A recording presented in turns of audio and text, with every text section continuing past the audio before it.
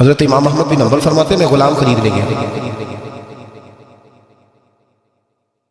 اس نے میرے ساتھ شرط رکھی کہ حضور آپ مجھے خرید کے لے جانے ہیں، میری شرط یہ ہے کہ میں دن کو آپ کی ڈیوٹی کروں گا، رات کو نہیں کروں گا۔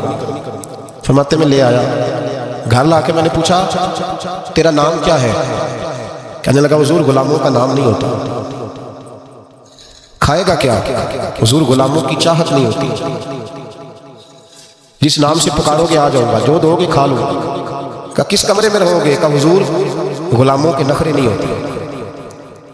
کہتے میں نے کہا پھر بھی یہ کمرے ہیں پسند کر لو۔ ایک ٹوٹا پھوٹا سا کمرہ اس نے پسند کر لیا۔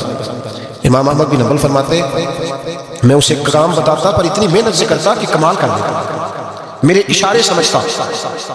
ایک دن میں تہجد کے وقت اٹھا، اس کے کمرے میں گیا تو وہ توبہ توبہ پکار رہا تھا۔ سنو ولیوں کی توبہ۔ فرماتے اس کے کمرے سے چیخنے کی، یا اللہ معاف کر دے، یا اللہ معاف کر دے، اللہ معافی دے دے، تڑپ رہا ہے، رو رہا ہے۔ اور امام احمد بن حنبل فرماتے حال یہ ہے کہ اس کے کمرے سے لے کر آسمان تک نور ہی نور پھیلا ہوا ہے، نور ہی نور، اور وہ روتا ہے یا اللہ معاف کر دے، یا اللہ معاف کر دے۔ فرماتے میں سوچنے لگا معافی کس چیز کی مانگ رہا ہے؟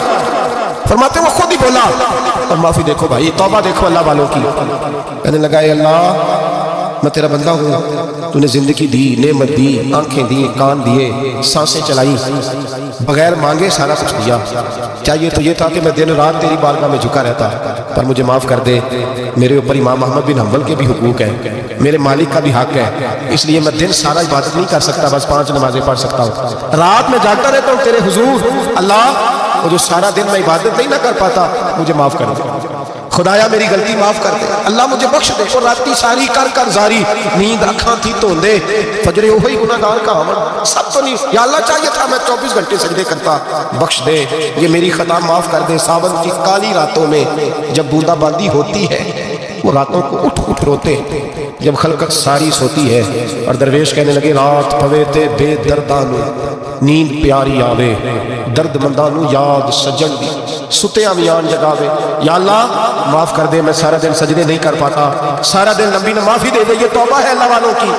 امام احمد بن حنبل فرماتے ہیں فجر کے وقت وہ میرے ساتھ مسجد گیا، میں نے اس کا چہرہ دیکھا، میں اس کو کونے میں لے گیا، میں نے کہا جا تو اللہ کی رضا کے لیے آزاد ہے، جا میں اپنے حق معاف کرتا ہوں، مکان تیرے پاس رہے گا، کھانا تجھے ملے گا، تو آزاد ہے۔ اس نے کہا حضور ہوا کیا؟ ہوا کیا؟ ہماری تو خواہش ہے نا کہ بندہ اس وقت ملنے آئے جب میں تسبیح پڑھ رہا ہوں، کوئی اس وقت گھر پہنچے جب میں سجدے میں ہوں، لوگوں کو پتہ چلے بڑا نیک ہے، بڑا نمازی ہے، اس وقت کسی کی نظر پڑے جب میں بالکل قرآن پاک پہ بیٹھا ہوں۔ فرماتے ہیں جب میں نے کہا نا تو آزاد ہے، تو کہنے لگا حضور کیا ہوا؟ فرمانے لگے رات میں نے تیری توبہ دیکھ لی، توبہ دیکھ لی۔ امام صاحب فرماتے وہ پھر تڑپ کے رویا، سجدے میں سر رکھا، تو نے یہ کیا عجب کیا، مجھ کو بھی فاش کر دیا، میں ہی تو ایک راز تھا سینہ کائنات میں، میں سراپا مخزن راز تھا، میں رہا تھا مدت و راز میں، یہ تیرا شوق دید کشاں کشاں مجھے بھی کھینچ لایا مجاز میں۔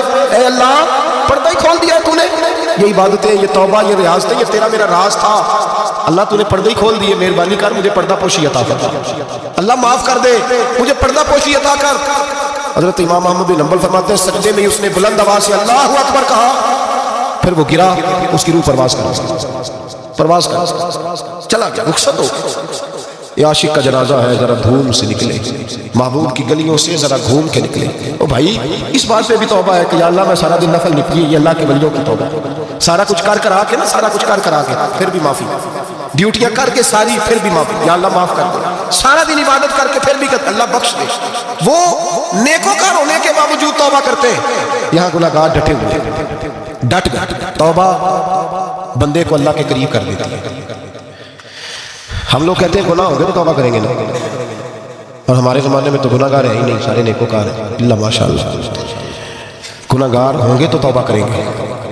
کئی دفعہ نا ہمارا بھائی ناراض ہو جاتا ہے، دوست ناراض ہو جاتا ہے، تو جب ناراض ہوتا ہے نا بہت زیادہ بولتا نہیں، تو ہم پھر قریب جاتے ہیں، اس کو پوچھتے ہیں کیا بات ہے، کیوں ناراض ہے، ادھر دیکھیں میری طرف، کیوں ناراض ہے، کیا ہوا؟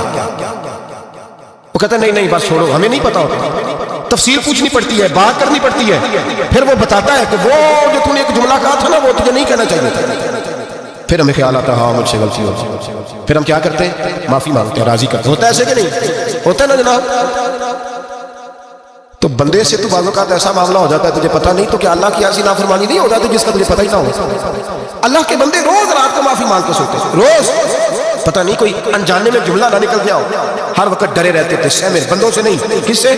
زور سے بولیے، ڈرے رہتے، یا اللہ معاف کر۔ ان کی طبیعتوں پہ خشیت آ رہی رہتی ہے، ہم دلیر لوگ ہیں، توجہ نہیں کرتے عزیز بھائی، اور ہم اس وقت توجہ کرتے ہیں جب مہلت ختم ہو جاتی ہے، جب سزا کا وقت شروع ہو جاتا ہے۔ میری بات یاد رکھنا، ایک وقت تک اللہ مہلت دیتا ہے بندے کو، گناہ کرتا ہے اللہ مہلت، پھر سزا شروع ہوتی ہے، پھر بندہ اس کی پکڑ میں آتا ہے، پھر جب پیر پھسلتا ہے تو کسی جگہ اس کا ہاتھ دوبارہ نہیں پڑتا، وہ پھر پھسلتا ہی جاتا ہے۔ یاد رکھنا، ہم مہلت کے وقت توبہ نہیں کرتے، اور جب پھسل جاتے پھر ہم کہتے ہیں اوہو یہ کیا ہوا،